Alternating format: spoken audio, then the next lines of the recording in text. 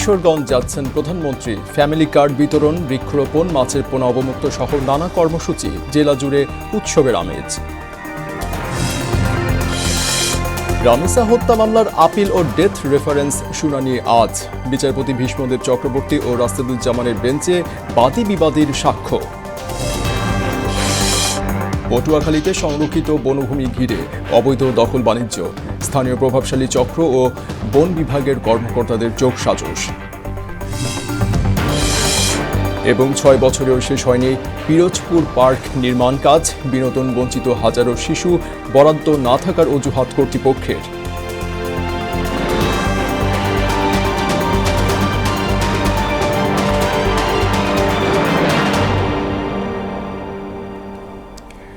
আসসালামু আলাইকুম, স্বাগত মোহনা সংবাদে। এতক্ষণ শুনছিলেন শিরোনাম, পুরো সংবাদের সঙ্গে আছি আমি মোহাম্মদ ইব্রাহিম। আজ কিশোরগঞ্জ সফরে যাচ্ছেন প্রধানমন্ত্রী তারেক রহমান। তার আগমনকে ঘিরে জেলা জুড়ে এখন উৎসবের আমেজ। দলীয় নেতাকর্মীদের পাশাপাশি সাধারণ মানুষের মধ্যেও দেখা দিয়েছে ব্যাপক উৎসাহ উদ্দীপনা। চলছে শেষ মুহূর্তের প্রস্তুতি, নেওয়া হয়েছে কঠোর নিরাপত্তা ব্যবস্থা। ওমর সিদ্দিক রবিনের প্রতিবেদন জানাচ্ছেন মাহমুদা আক্তার। সরকারের প্রধানমন্ত্রী পদের কর্তব্য। প্রধানমন্ত্রী হিসেবে দায়িত্ব গ্রহণের পর প্রথমবারের মতো কিশোরগঞ্জ সফরে যাচ্ছেন প্রধানমন্ত্রী তারেক রহমান। 16 আগস্ট পাকুন্দিয়ার মির্জাপুরে জাতীয় মৎস্যপক্ষ উপলক্ষে মাছের পোনা অবমুক্তকরণ, ঐতিহাসিক শোলাকিয়া ঈদগাহ ময়দানে বিভিন্ন উন্নয়ন কার্যক্রমের উদ্বোধনের পাশাপাশি বৃক্ষরোপণ কর্মসূচিতেও অংশ নেবেন তারেক রহমান। প্রধানমন্ত্রী আসবেন, তাই চলছে শেষ মুহূর্তের প্রস্তুতির কাজ। দলীয় নেতাকর্মীদের পাশাপাশি সাধারণ মানুষের মধ্যেও তৈরি হয়েছে ব্যাপক উৎসাহ উদ্দীপনা। আইন শৃঙ্খলা রক্ষাকারী বাহিনীর পক্ষ থেকেও নেওয়া হয়েছে বাড়তি নিরাপত্তা ব্যবস্থা। আগামী 16 আগস্ট মাননীয় প্রধানমন্ত্রী দেশনায়ক তারেক রহমান কিশোরগঞ্জের মাটিতে আসছেন। আমরা কিশোরগঞ্জ জেলা যুব দল অত্যন্ত আনন্দিত। সাধারণ জনতার মধ্যে একটা উৎসব মুখর পরিবেশ আমরা লক্ষ্য করতে পারছি। সরকার প্রধান আসছে, তার সাথে আমরা গাছ লাগাবো। উৎসাহ উদ্দীপনা বিরাজ করছে মাননীয় প্রধানমন্ত্রীকে এক নজর চোখে দেখার জন্য। প্রধানমন্ত্রী জনাব তারেক রহমান উনি ওনার আম্মার দেওয়া প্রতিশ্রুতিগুলি আমাদের এই কিশোরগঞ্জের উন্নয়ন কল্পে যে প্রতিশ্রুতিগুলি ছিল সেই প্রতিশ্রুতিগুলি উনি বাস্তবায়ন করবেন। প্রধানমন্ত্রীর আগমনে কিশোরগঞ্জের উন্নয়ন কার্যক্রম আরও ত্বরান্বিত হবে বলে আশা জানান কিশোরগঞ্জ 1 আসনের সংসদ সদস্য মাজহারুল ইসলাম এবং পাট ও বস্ত্র প্রতিমন্ত্রী মোহাম্মদ শরীফুল আলম। প্রধানমন্ত্রী যেখানে যান সেই জেলারই কিছু না কিছু উন্নয়ন হয় এবং কিশোরগঞ্জের ব্যাপারটা উনি ব্যক্তিগত ওনার মাথা আছে এবং কিশোরগঞ্জের উন্নয়নে উনি যথাসাধ্য অর্থ বরাদ্দের জন্য উনি প্রস্তুত নিয়েছেন। কিশোরগঞ্জের যে প্রকল্পগুলো হয়েছে সেইগুলা বাস্তবায়নেও উনার একটা ব্যাপক আগ্রহ আছে। এটা আমাদের জন্য একটা বড় সুযোগ।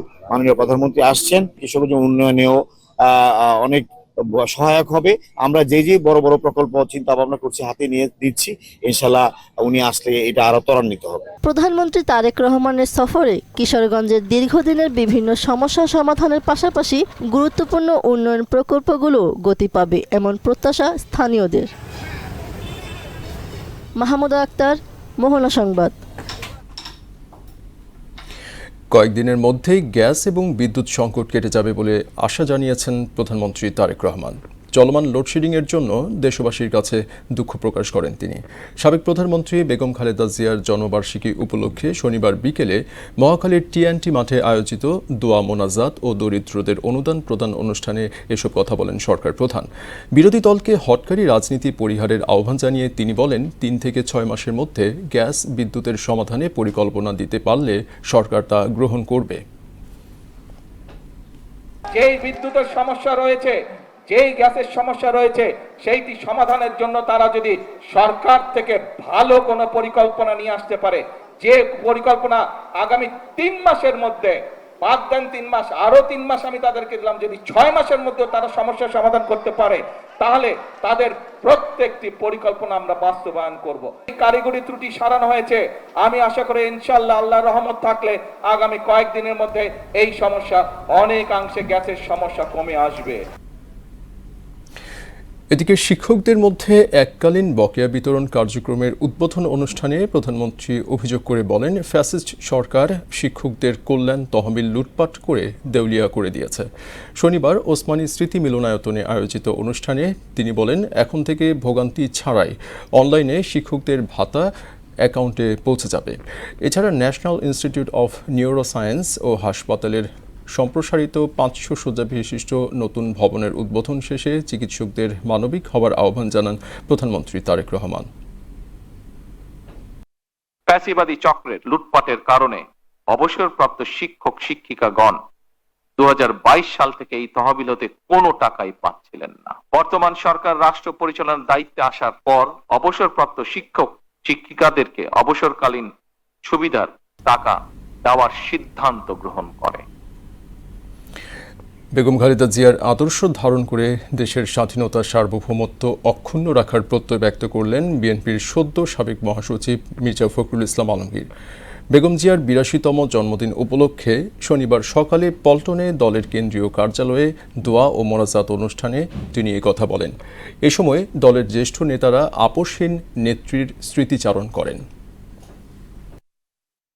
দীর্ঘ সংগ্রাম লড়াই করে বিএনপি যে একটা সত্যিকারের একটা রাজনৈতিক দলে পরিণত হয়েছে, তার মূল কারিগর কিন্তু এই দেশনেত্রী বেগম খালেদা জিয়া। আজকে যখন বিএনপি সরকার গঠন করেছে, প্রতিটি মানুষের আশা এই সরকার দেশনেত্রী বেগম খালেদা জিয়ার যে নীতি ছিল তাকে বাস্তবায়িত করার জন্য সামনের দিনগুলোতে কাজ করে যাবে, দলকে শক্তিশালী করবে এবং বাংলাদেশের স্বাধীনতার সার্বভৌমত্বকে অক্ষুণ্ণ রাখবে। বিএনপির সর্বোচ্চ নীতি নির্ধারণী ফোরাম জাতীয় স্থায়ী কমিটির সদস্য হিসেবে নতুন করে 4 নেতাকে মনোনীত করা হয়েছে। তারা হলেন দলের জ্যেষ্ঠ যুগ্ম মহাসচিব রুহুল কবির রিজভী, চেয়ারপারসনের উপদেষ্টা কাউন্সিলের সদস্য আমানুল্লাহ আমান, ঢাকা মহানগর উত্তর বিএনপির আহ্বায়ক ভারপ্রাপ্ত আহ্বায়ক ফরহাদ হালিম এবং চেয়ারপারসনের উপদেষ্টা কাউন্সিলের সদস্য ইসমাইল জবিউল্লাহ। শনিবার বিএনপির এক সংবাদ বিজ্ঞপ্তিতে এ তথ্য জানানো হয়।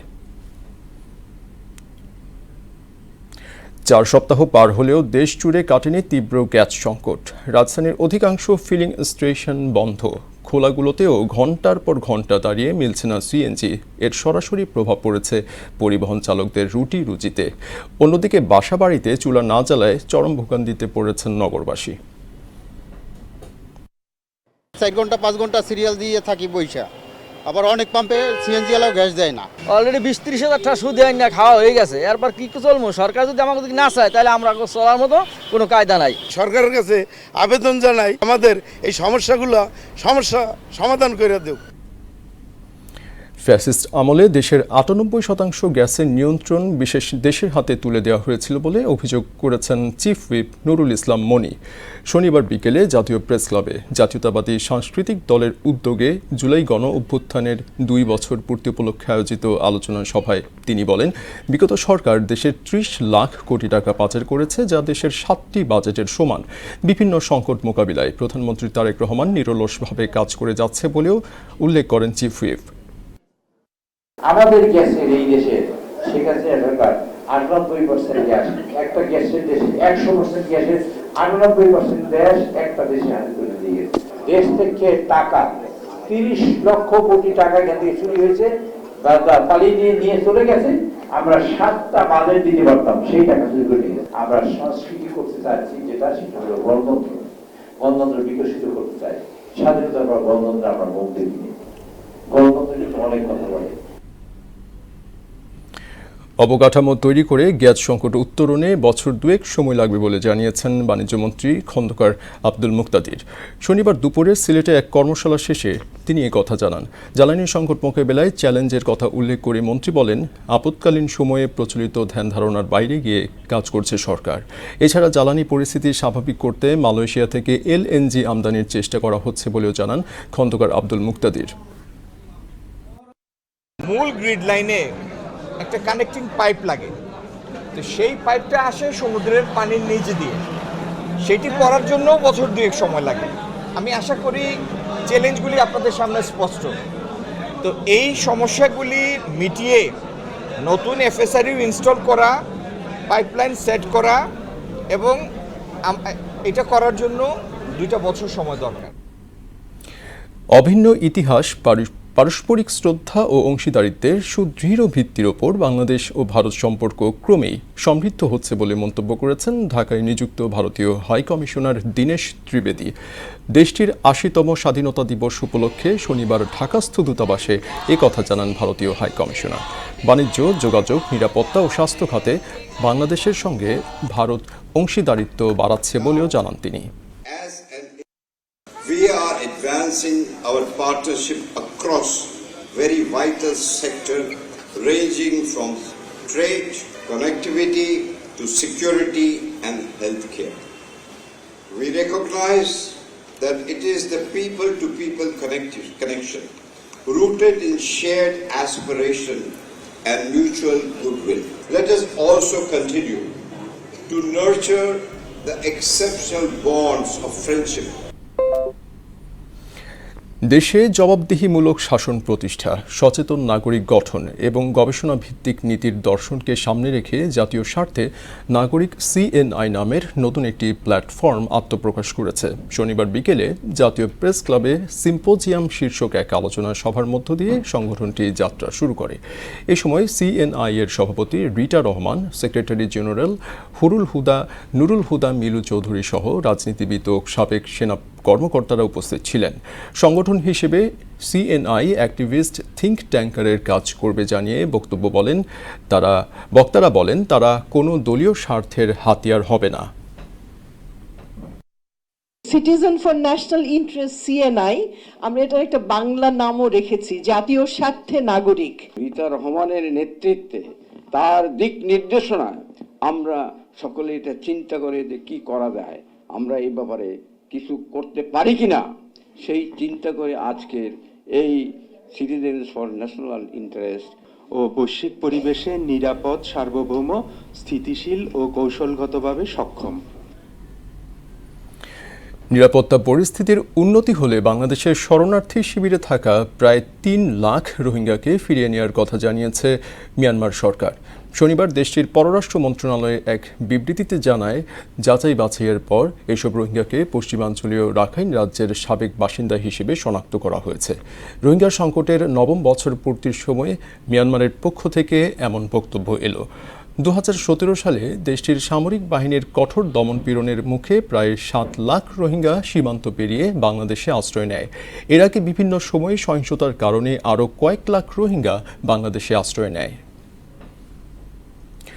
রাজধানীর মিরপুরের পল্লবীতে ৭ বছরের শিশু রামিসাকে ধর্ষণের পর হত্যার ঘটনায় মৃত্যুদণ্ডপ্রাপ্ত ২ আসামি সোহেল রানা ও স্বপ্না খাতুনের আপিল ও ডেথ রেফারেন্স শুনানির জন্য মামলাটি হাইকোর্টের কার্যতালিকায় উঠেছে। বিচারপতি ভীষ্মদেব চক্রবর্তী ও বিচারপতি KM রাসুদুজ্জামান রাজার হাইকোর্ট বেঞ্চে আজ মামলাটি কার্যতালিকার ২২ নম্বর ক্রমিকে রয়েছে। গত ১৯ মে রামিসাকে হত্যা করা হয়। এ ঘটনায় রামিসার বাবা বাদী হয়ে পল্লবী থানায় মামলা করেন। ৭ জুন ঢাকা মহানগর শিশু সহিংসতা দমন ট্রাইব্যুনালের বিচারক মাসরুর সালেকিন রায়ে ২ আসামিকে মৃত্যুদণ্ডাদেশ দেন। এরপর ডেথ রেফারেন্স হাইকোর্টে পাঠানো হয় এবং ২ আসামি হাইকোর্টে জেল আপিল করেন। আজ সেই আপিল ও ডেথ রেফারেন্সের শুনানি হবে। ৬ বছরেও শেষ হয়নি পিরোজপুরে শিশুদের বিনোদনের জন্য নির্মাণাধীন পার্কের কাজ। মাত্র একটি বাউন্ডারি ওয়াল নির্মাণের পাশাপাশি গত ৪ বছরে নাম ছাড়া কিছুই পরিবর্তন হয়নি পার্কটির। তবে কর্তৃপক্ষ বলছে বরাদ্দ না হওয়ায় পার্কটির দৃষ্টিনন্দন কাজ শুরু করা যায়নি। মোহাম্মদ নূর উদ্দিনের তথ্যচিত্রে তাহসিন তারিনের প্রতিবেদন। ১৮৮৫ সালে ইউনিয়ন থেকে পৌরসভায় উন্নীত হওয়া পিরোজপুর এর ৫ বছর পর প্রথম শ্রেণীর পৌরসভার মর্যাদা পায়। তবে শহরের অবকাঠামোগত উন্নয়নের সঙ্গে তাল মিলিয়ে শিশুদের জন্য গড়ে ওঠেনি কোনো আধুনিক বিনোদন কেন্দ্র। দীর্ঘদিনের এই চাহিদা পূরণে শহরতলির মুক্তাকাঠির এলাকায় বলেশ্বর নদীর তীরে জেলা পরিষদের নিজস্ব জমিতে ১৭ কোটি ৪৫ লাখ টাকা ব্যয়ে পিরোজপুর শিশু পার্ক নির্মাণের উদ্যোগ নেওয়া হয়। ২০২০-২১ অর্থবছরে প্রকল্পের প্রাথমিক কাজ শুরু হয়। প্রথম ধাপে নিচু জমি ভরাট, সীমানা প্রাচীর নির্মাণ এবং কিছু অবকাঠামোগত কাজ সম্পন্ন হলেও মূল পার্ক নির্মাণের কাজ আর এগোয়নি। বর্তমানে প্রকল্প এলাকা অনেকটাই পরিত্যক্ত অবস্থায় রয়েছে। বাউন্ডারি ছাড়া আর কিছুই নাই। প্লাস পার্কে যে আসার জন্য যে রাস্তাটার অর্ধেকই নাই। তারা মোটা অঙ্কের একটা বিল উঠাইছে, বিলটা উঠাইয়ে তারা নিজেরাই ভাগযোগ করে খেয়ে ফেলছে। এখানে যেমন রাস্তাটার উন্নতি হয় নাই বা এখানে পার্কেরও আর কোনো কিছুই হচ্ছে না। আমাদের এই শিশু পার্কটা হলে এলাকার উন্নয়ন হবে। দীর্ঘদিন বরাদ্দ না থাকায় বর্তমানে পার্কটির কাজ বন্ধ রয়েছে। নতুন করে বরাদ্দ পেলে পার্কটির কাজ শুরু করার কথা জানান এই কর্মকর্তা। আমাদের এখানে একটা মাস্টার প্ল্যান ছিল, কিন্তু এই বাউন্ডারি ওয়াল নির্মাণের পরে আর কোনো কার্যক্রম গ্রহণ করা হয় নাই, আর কোনো বরাদ্দ পাওয়া যায় নাই, আর কোনো কার্যক্রম গ্রহণ করা হয়নি। আগামী 1 মাসের মধ্যে নতুন করে কার্যক্রম শুরুর আশ্বাস দিয়েছেন জেলা প্রশাসক। জায়গা সম্পর্কে আমি ইতিমধ্যে ভিজিট করেছি। আমাদের ইঞ্জিনিয়ারিং সেলের লোকজন তারা ছিলেন, আমাদের কর্মকর্তারা ছিলেন, এবং বিগত দিনে সমস্ত কিছু স্টপ করে আমরা নতুন করে টেন্ডার দেওয়া বা নতুন করে কার্যক্রম করার কথা ভাবছি। স্থানীয়দের প্রত্যাশা, দ্রুত প্রয়োজনীয় অর্থ বরাদ্দ দিয়ে প্রকল্পটির নির্মাণ কাজ শেষ করা হবে। তাহসিন তারিন, মোহনা সংবাদ। পটুয়াখালীর 10মিনা উপজেলার বিস্তীর্ণ চরাঞ্চলে বনভূমি ধ্বংসের অভিযোগ উঠেছে। স্থানীয় প্রভাবশালী একটি চক্র বন বিভাগের অসাধু কর্মকর্তাদের যোগসাজশে এই ধ্বংসযজ্ঞ চালাচ্ছে। উপজেলার 10মিনা উপজেলার চর হায়দার, লালচর ও আগলা চর সহ বিস্তীর্ণ চরাঞ্চলের সংরক্ষিত বনভূমি ঘিরে অবৈধ দখল ও বাণিজ্যের অভিযোগ উঠেছে। প্রয়োজনীয় ব্যবস্থা গ্রহণের কথা জানায় বন বিভাগ। খোকন হাওলাদারের প্রতিবেদন জানাচ্ছেন মাহমুদ আক্তার। পটুয়াখালীর 10মিনা উপজেলায় সামাজিক বনাঞ্চলের মধ্য দিয়ে প্রবাহমান খালগুলোতে অবৈধভাবে বাঁধ নির্মাণ করার অভিযোগ উঠেছে। আর এসব বাঁধকে শক্ত ও টেকসই করতে ব্যবহার করা হচ্ছে বন বিভাগের গাছ। প্রভাবশালী একটি মহল খালের অংশ দখল করে বাঁধ তৈরি করে মাছ চাষ করছে। এসব অবৈধ পদ্ধতিতে মাছ শিকারের কারণে ক্ষতিগ্রস্ত হচ্ছে জলজ পরিবেশ ও প্রাকৃতিক ভারসাম্য।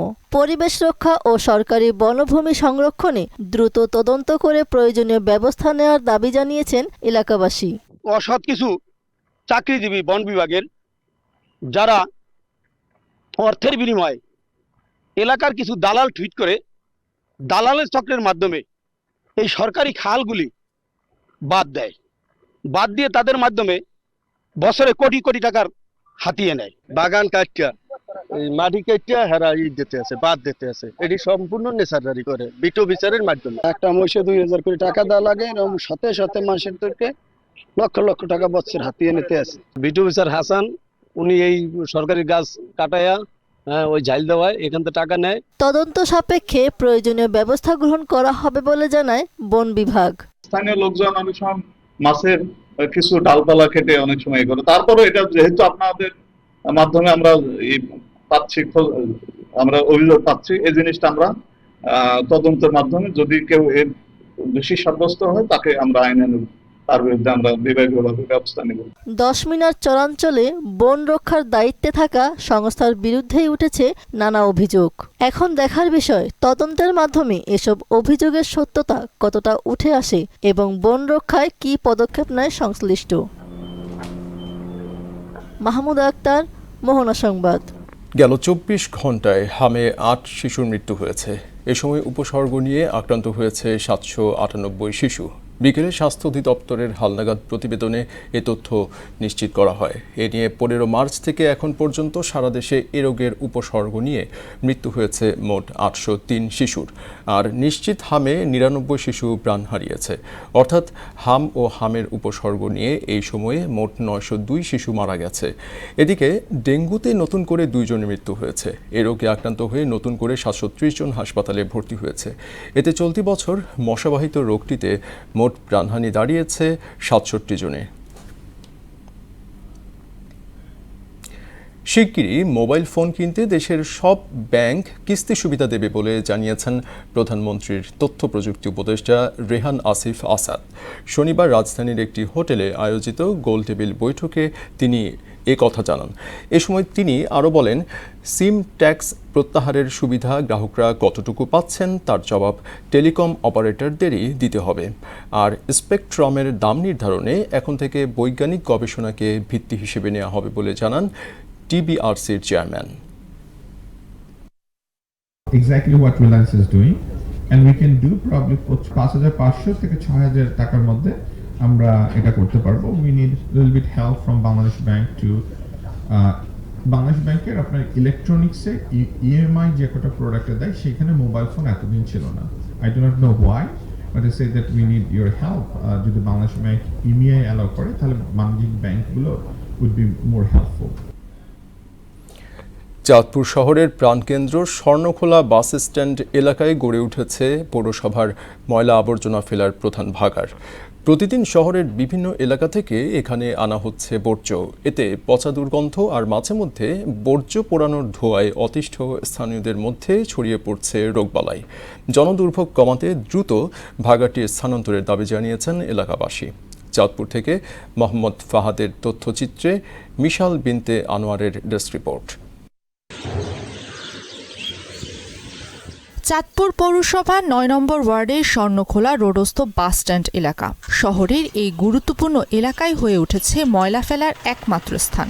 সময়ের পরিক্রমায় চারপাশে বহুতল ভবন ও বাণিজ্যিক প্রতিষ্ঠান গড়ে উঠলেও সরেনি বর্জ্যের এই বিশাল ভাগাড়। ফলে পচা দুর্গন্ধই হয়ে উঠেছে হাজারো মানুষের দীর্ঘদিনের দুর্ভোগের প্রতীক।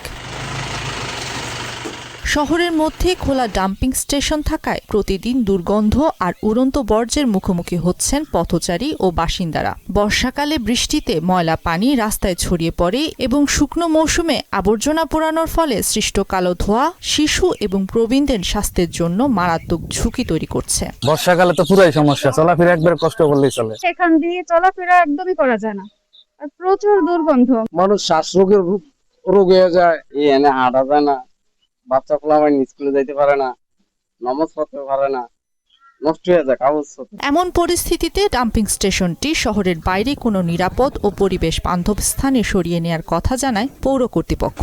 চেষ্টা করছি এই ডাম্পিং স্টেশনটা লোকালয়ের বাইরে নেওয়ার জন্য।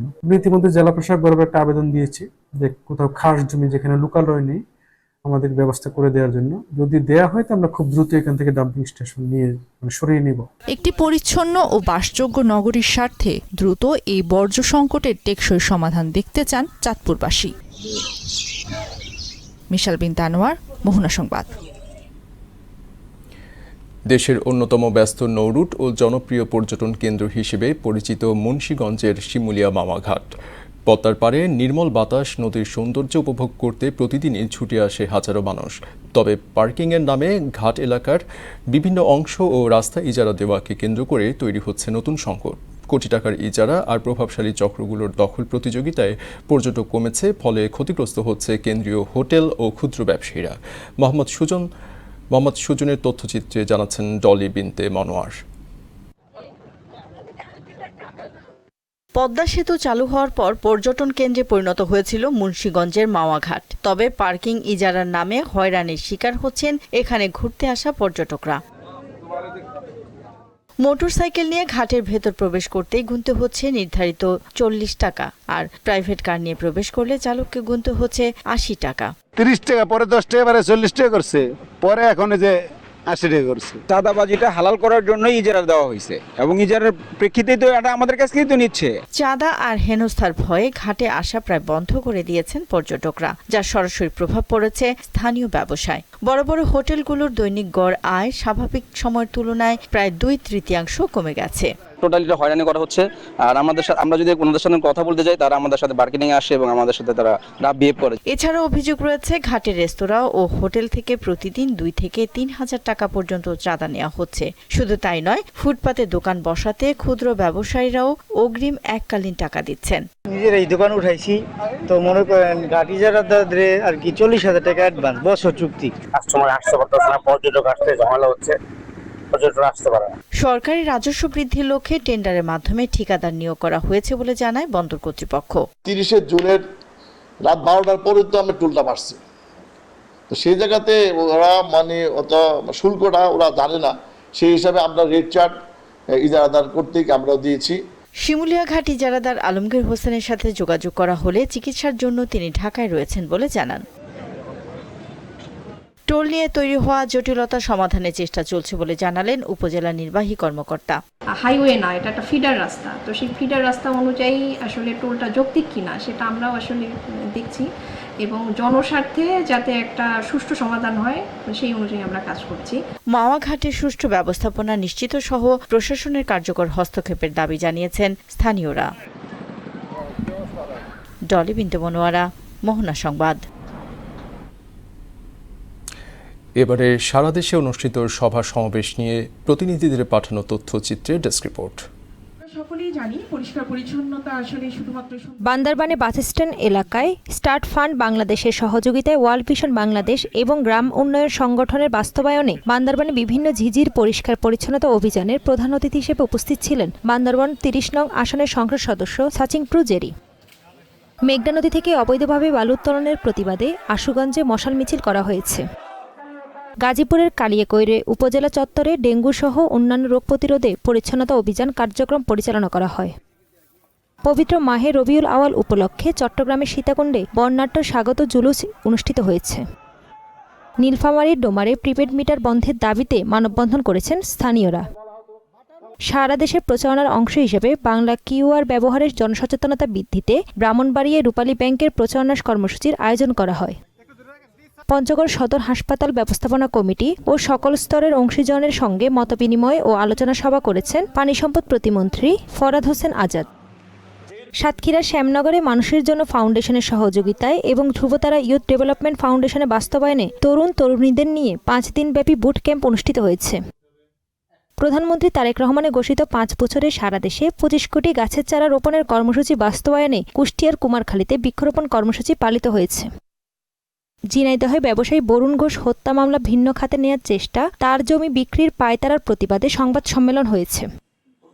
চাঁদপুর সদর উপজেলা বিএনপির নবগঠিত কমিটির পরিচিতি সভা অনুষ্ঠিত হয়েছে। সিরাজগঞ্জের উল্লাপাড়া এসএসসি দাখিল ও সমান পরীক্ষায় জিপিএ 5 প্রাপ্ত 290 জন শিক্ষার্থীকে সংবর্ধনা দিয়েছে বাংলাদেশ ইসলামী ছাত্র শিবির উল্লাপাড়া উপজেলা শাখা। বগুড়ার সোনাতলায় তেকানিত চুকাইনগর ইউনিয়নে মোহাব্বতপাড়া এলাকায় যমুনা নদীর ভাঙন রোধে কাজের বালুস্তূপ থেকে গোপনে আংশিক বালু উত্তোলনের প্রতিবাদে মানববন্ধন করেছে এলাকাবাসী। রংপুর সদর উপজেলা সদস্য পুরস্করণী ইউনিয়নের জানকি দাপের হাট এলাকায় মোসাম্মত রোশন আরা বেগম হত্যা বিচারের দাবিতে মানববন্ধন করেছে এলাকাবাসী। মুন্সিগঞ্জ সদর উপজেলা জয়কালী উচ্চ বিদ্যালয়ের প্রাক্তন ছাত্রছাত্রী অভিভাবক ফোরামের উদ্যোগে ছাত্রছাত্রীদের মাঝে বৃত্তি প্রদান করা হয়েছে। কেরানীগঞ্জে জিঞ্জিয়া ইউনিয়ন পরিষদের নবনির্মিত ভবনের উদ্বোধন করা হয়েছে। জামালপুর উপজেলা কাজলা এলাকায় খলিল রহমান উচ্চ বিদ্যালয়ে ফ্রি মেডিকেল ক্যাম্প অনুষ্ঠিত হয়েছে। দিনাজপুরের ঘোড়াঘাটে মাওলানা দেলোয়ার হোসেন সাইদির স্মৃতির স্মরণে তার মাগফিরাত কামনায় দোয়া ও মোনাজাত করা হয়। কুড়িগ্রামের নাগেশ্বরীতে উপজেলা বিএনপির ইউনিট সমূহ ও সকল অঙ্গ ও সহযোগী সংগঠনের সমন্বয়ে সাংগঠনিক মতবিনিময় সভার আয়োজন করা হয়। মেধার প্রকৃত বিকাশ ও প্রতিযোগিতামূলক মূল্যায়নই আমাদের অঙ্গীকার, এই স্লোগানে ফেনীর পরশুরাম উপজেলায় আলোকিত পরশুরাম বৃত্তি পরীক্ষা 2025-এর বৃত্তিপ্রাপ্ত 250 জন কৃতি শিক্ষার্থীদের সংবর্ধনা ও পুরস্কার বিতরণ করা হয়েছে। তাহসিন তারিন, মোহনা সংবাদ। সাঁতার। থাইল্যান্ডের ব্যাংককে ওপেন সিনিয়র চ্যাম্পিয়নশিপে স্বর্ণপদক জিতেছেন বাংলাদেশের অলিম্পিয়ান সাঁতারু সামিউল ইসলাম রাফি। 50 মিটার ব্যাকস্ট্রোকে মাত্র 24.3 সেকেন্ড সময় নিয়ে তিনি এই গৌরব অর্জন করেন। এই দুর্দান্ত টাইমিংয়ের মাধ্যমে তিনি ভারতের শ্রীহরি নটরাজের রেকর্ড ভেঙে দক্ষিণ এশিয়ার দ্রুততম শর্ট কোর্স সাঁতারু হওয়ার নতুন কীর্তি করেন। একই দিনে রাফি 50 মিটার বাটারফ্লাই ইভেন্টে ব্রোঞ্জ পদকও জয় করেছেন। বাংলাদেশ নৌবাহিনীর এই সাঁতারুর এমন দুর্দান্ত আন্তর্জাতিক সাফল্যে দেশের ক্রীড়াঙ্গনে আনন্দের জোয়ার বইছে।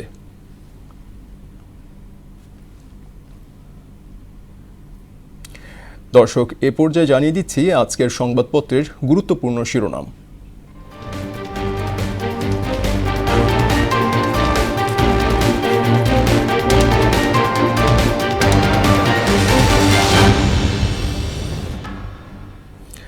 দর্শক, এই মুহূর্তে আমাদের হাতে বেশ কয়েকটি পত্রিকা চলে এসেছে, আমরা জানিয়ে দিচ্ছি এগুলোর শিরোনাম। প্রথম আলো শিরোনাম করেছে গ্যাসের অভাবে শতাধিক কারখানায় উৎপাদন বন্ধ। প্রধানমন্ত্রীর দিল্লি সফরের প্রস্তুতি, তারিখ ঠিক হয়নি। হামে মৃত্যু 900 ছাড়ালো, পর্যালোচনা জরুরি। দৈনিক ইত্তেফাকের শিরোনাম, লাখো শিক্ষার্থীর ঝরে পড়ার নেপথ্যে স্কুলের বেআইনি সিদ্ধান্ত। গ্যাস সরবরাহ বেড়েছে, কমেছে লোডশেডিং।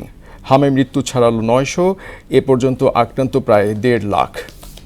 সমকাল শিরোনাম করেছে সারের মজুদ কমছে, প্রভাব পড়ছে মাঠে। চালু হতে শুরু করেছে বন্ধ কারখানা। বাংলাদেশ প্রতিদিন, বন্দি কারাগারে মুক্ত দুর্নীতি, অপরাধীদের নিয়ন্ত্রণে প্রশ্নবিদ্ধ পুনর্বাসন, কয়েকদিনের মধ্যেই গ্যাস সংকট কমে আসবে, এলএনজি সরবরাহে কথা চলছে 6 দেশের সঙ্গে। যুগান্তর, কোথায় দাঁড়িয়ে সরকার, শপথ নেওয়ার 6 মাস, 17 বছরের জঞ্জাল পাড়ি দিতে হিমশিম বিএনপি। সবশেষে আমার দেশ, নিম্নমানের যন্ত্রপাতির রামপাল চালাতে প্রকৌশলীদের লড়াই, প্রধানমন্ত্রীর দিল্লি সফর অনিশ্চিত, সাবমেরিন কেবল আওয়ামী সিন্ডিকেটের দখলে। দর্শক, এই ছিল সংবাদপত্রের গুরুত্বপূর্ণ শিরোনাম। শেষ করব মোহনা সংবাদ, যাবার আগে শিরোনামগুলো আরও একবার।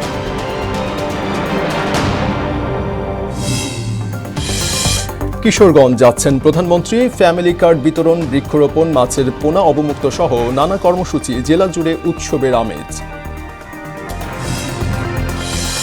রামিসা হত্যা মামলার আপিল ও ডেথ রেফারেন্স শুনানি আজ, বিচারপতি ভীষ্মদেব চক্রবর্তী ও রাশিদুজ্জামানের বেঞ্চে বাদী বিবাদীর সাক্ষ্য। পটুয়াখালীতে সংরক্ষিত বনভূমি ঘিরে অবৈধ দখল বাণিজ্য, স্থানীয় প্রভাবশালী চক্র ও বন বিভাগের কর্মকর্তাদের যোগসাজশ।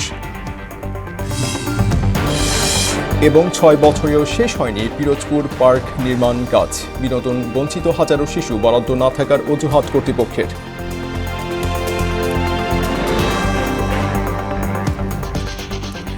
এই ছিল মোহনা সংবাদে। পরবর্তী সংবাদ দুপুর 1টায়, এর আগে বেলা 11টায় দেখুন সংবাদ এক নজরে। মোহনার সবশেষ খবর জানতে ভিজিট করুন www.mohana.tv। সংবাদ দেখতে পারেন ফেসবুক, ইউটিউবেও। এতক্ষণ সঙ্গে থাকার জন্য ধন্যবাদ।